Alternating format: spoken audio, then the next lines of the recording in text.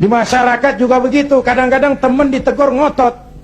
Biarin aja, yang mabok gue, yang beli minuman gue mabok di rumah gue, kenapa lu pusing? Yang judi gue, pakai duit gue, kenapa lu pusing? Yang zina gue, kenapa lu ribut?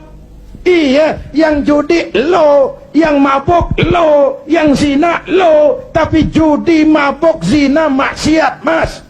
Kalau ini negeri kebanyakan maksiatnya, Allah marah, turun gempa bumi, yang mampus bukan elu doang, monyong.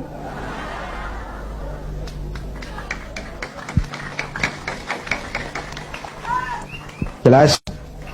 Jelas? Iya, kalau kita makan nangka kena getah sih resiko. Enggak makan nangka kena getah, sial namanya. Jelas? Jelas? Nah, singkat cerita, lalu tahun 83-84 diundangkan asas tunggal Pancasila. Golkar makin tirani, makin otoriter. Tidak boleh lagi ada ormas dan parpol yang asasnya Islam. Kalau tidak mau terima asas tunggal, bubar. Maka dengan berat hati waktu itu P3 menerima asas tunggal Pancasila daripada dibubarin. Lambangnya berubah jadi bintang. Betul? Masih ingat? Saya protes waktu itu kepada guru saya, Hadratul Mukarram Kiai Haji Dr. Idham Khalid. Ini nanti soal silsilah, Pak. Beliau salah seorang pendiri P3, termasuk presiden pertama Partai Persatuan. Pak, kenapa diterima asas tunggal Pancasila? Kita harus melepas asas Islam, kan rugi. Beliau senyum. Apa kata beliau? Zainuddin, ibarat warung, kita sekarang nggak boleh dagang nasi uduk. Biarin aja dagang pisang goreng dulu. Sebab kalau kita dagang nasi uduk juga, warung digusur. Biarlah dagang pisang goreng dulu, yang penting masih punya warung. Nanti kalau keadaan aman, kita dagang lagi nasi uduk. Nah, Masya Allah, orang tua bijaksana. Tapi saya sudah kadang frustasi. Apa artinya lagi berpolitik kalau asasnya tidak Islam?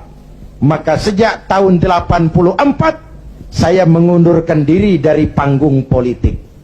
Saya konsentrasi penuh kepada dunia dakwah.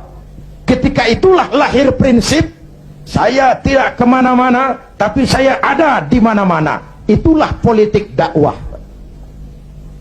Itu politik dakwah. Kenapa? Waktu itu Golkar kejam, Pak. Tidak boleh ada bunga indah tumbuh di luar istana.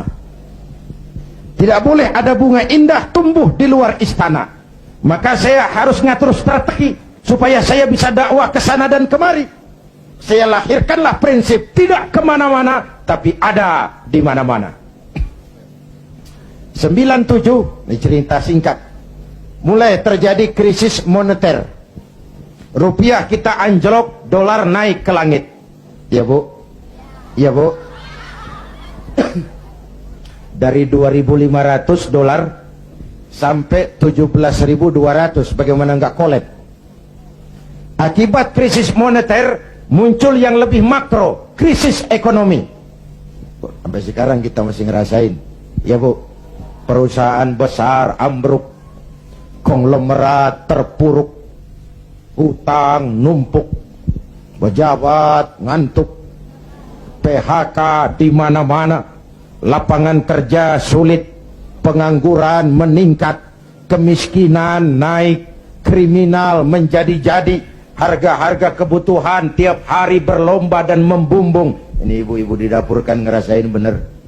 Ya Bu, tadi udah ditanya tuh sama Ustadz kita, beras naik nggak? Naik. Minyak, kecap, bapaknya anak-anak, pikir dulu baru nyaut. Naik.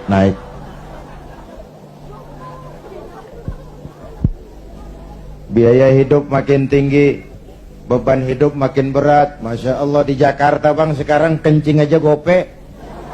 Bener, kencing gope. Teman saya ngasih duit ribuan, gak ada kembaliannya, disuruh kencing lagi. Orang udah tiris, bagaimana ngeluarinnya? La haula wa la quwata illa billah.